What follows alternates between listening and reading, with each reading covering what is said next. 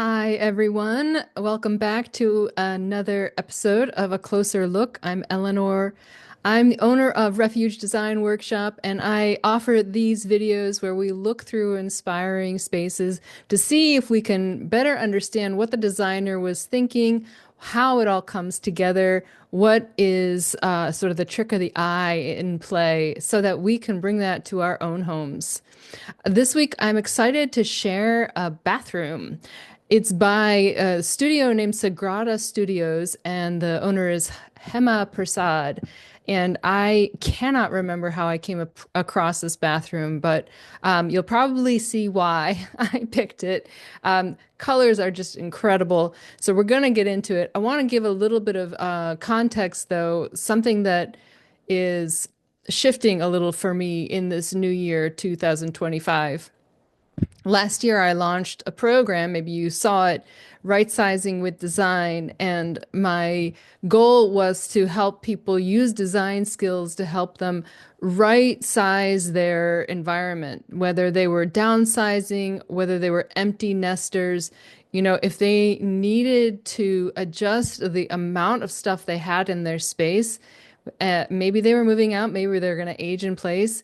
That using some design skills could be really helpful. In fact, that is what professional like senior movers do. They use design skills to help you organize and manage all those logistics. This year, my goal is quick wins, smaller scale projects where you can learn some of these skills.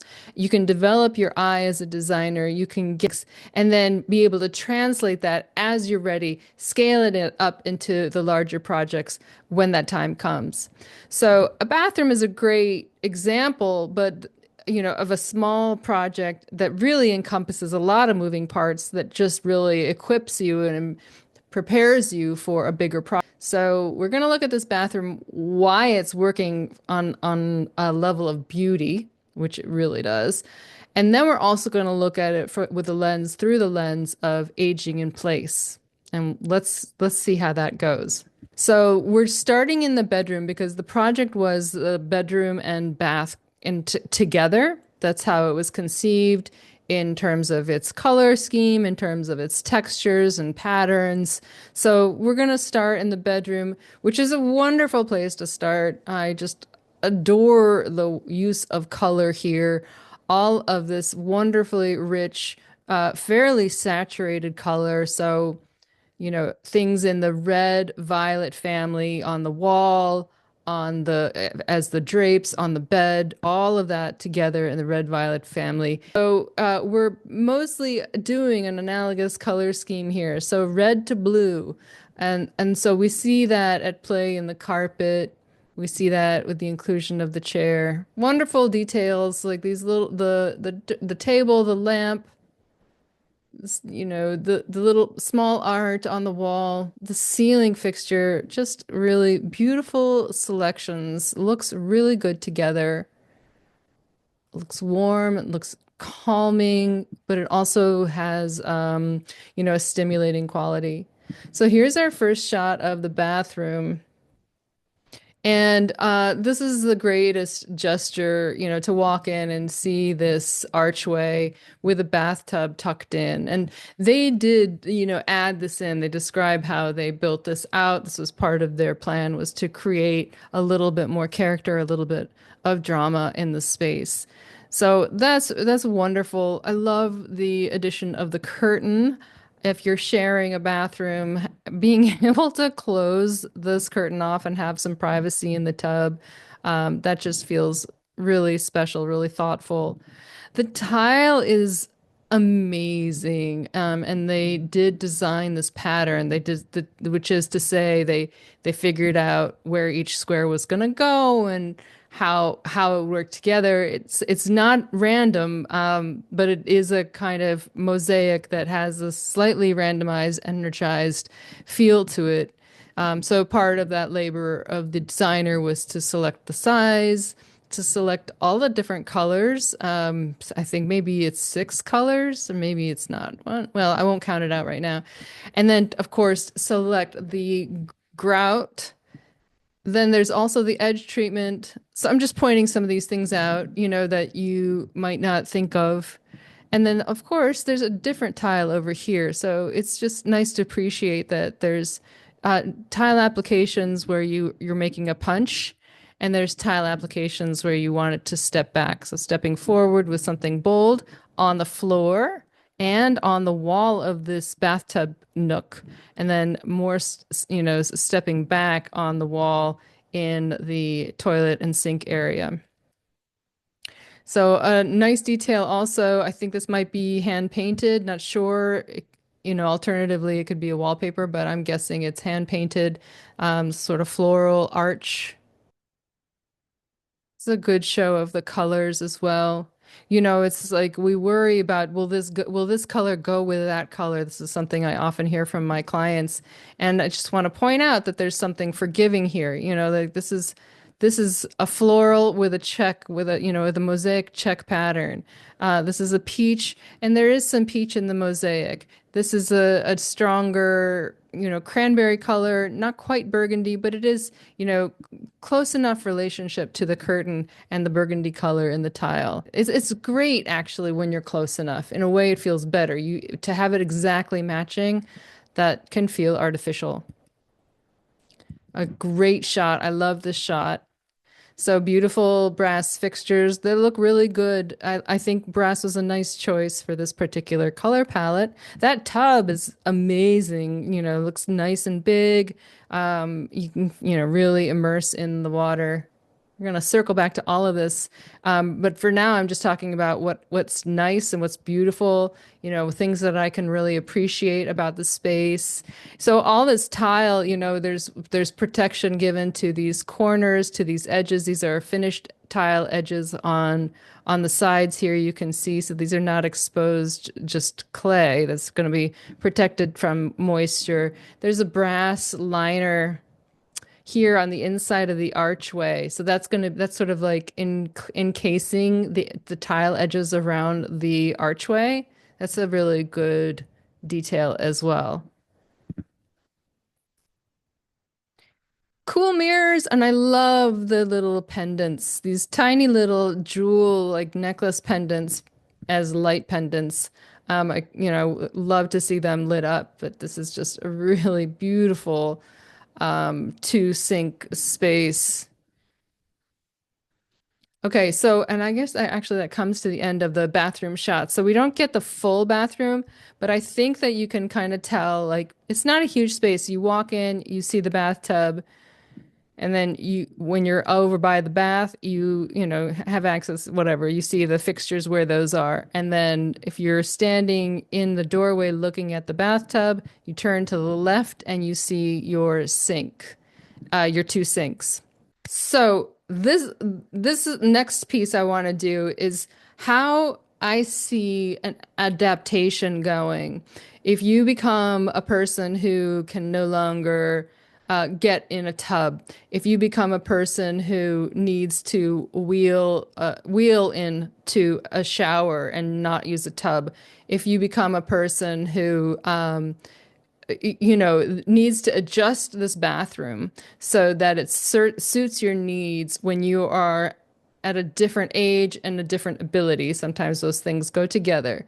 Let's look at this space again and see how well it will adapt, or if it will adapt at all.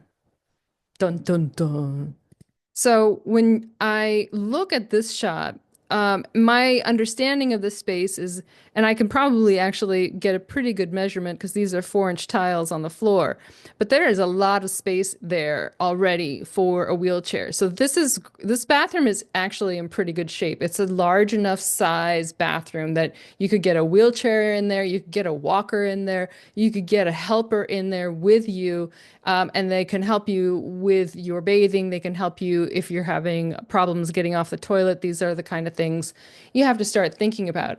The one thing I see as a potential adaptation, which is a bit of a sacrifice, would be the bathtub itself. It seems like it's really critical to the design here. It adds luxury, there's no doubt. Bathtubs are such an indicator of like a slow, luxurious soak, and your muscles all just totally relax and become butter. But there are bathtubs that are sometimes too big. And I know this from my mom. My mom is a shorter person and she had a bathtub that was too big. And so she didn't feel safe in it. She didn't feel like she had to hold on to the edge. And so that wasn't really relaxing for her. We did a bunch of things to try to make it more comfortable, like put a non sliding mat on the bottom of the tub, but she ended up just preferring a shower. But the nice thing here about this bathroom, even if you did have to get rid of the tub, is that you do have a good shower alcove, and you could actually wheel into this shower alcove. As far as the uh decor goes, like this is great. One of the greatest things about it is that you will maintain this sense of unique beauty, this special character that has been brought into this space. And this is a feature that everyone who's aging in place is a high priority for them. This is what home feels like. They made these choices because these choices are beautiful to them. So being able to stay and being able to continue to enjoy them for the long haul has a lot of meaning for people. So, a quick note about the fixtures. One of the things that you often need if you're seated in a shower, if you're in a wheelchair or if you're using a walker, but you're also using a shower bench, having a handheld shower makes a big difference. It's nice to have both. It's nice to have the warm rain of the shower coming down on you, and it's nice to be able to really, get at your own hair and your own body parts with that extra wand of shower.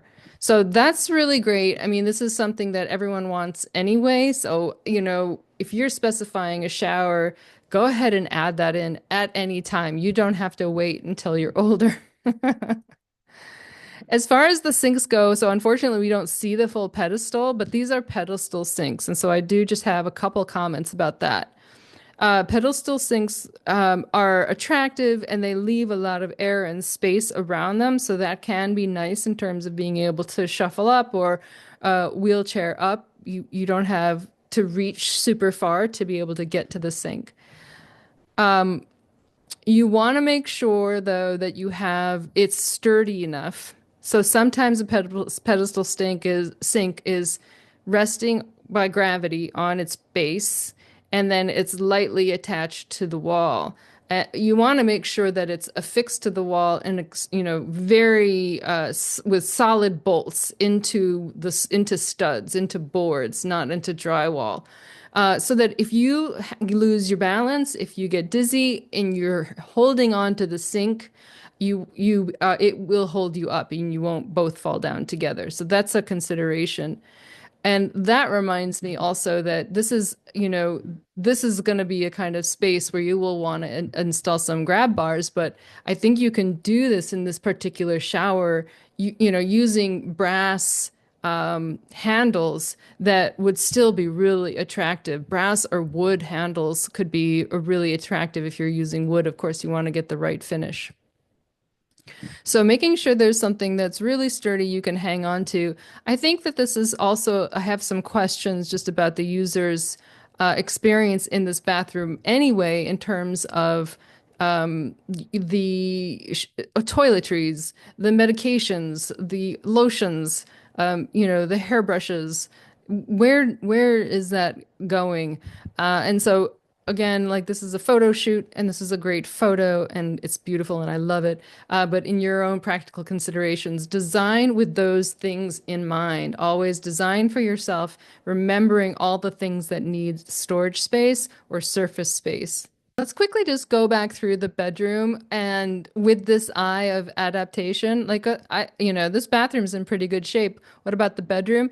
Well, the one thing I'm really noticing about the bedroom is with this particular color scheme, it's darker. It's on the dark side. So one thing you can do, you have to make sure your light fixture is built for this, but you can get dimmer switches. So it's nice to have low light. I really like a dim light, but if you are trying to find something or you're much older and your eyes aren't good, you're going to want to have the ability to turn that light way, way up. So that's really the only consideration I would say. There's also, the side table here is beautiful marble. It might not be the sturdiest thing if you again are losing balance, so you need something to hoist yourself out of bed with. You'd probably use your walker, but th those are the two considerations that I really see in this space. Otherwise, I think that's an amazing space. I would be happy to age in place there. What wonderful colors, what a wonderful sense of home. It feels personal. Even if it's not mine, even if it's not personal to me, I can already sense like this is unique and special, and that person who gets to live there, I bet feels that uniqueness and that specialness. Okay, I hope this has been interesting and helpful.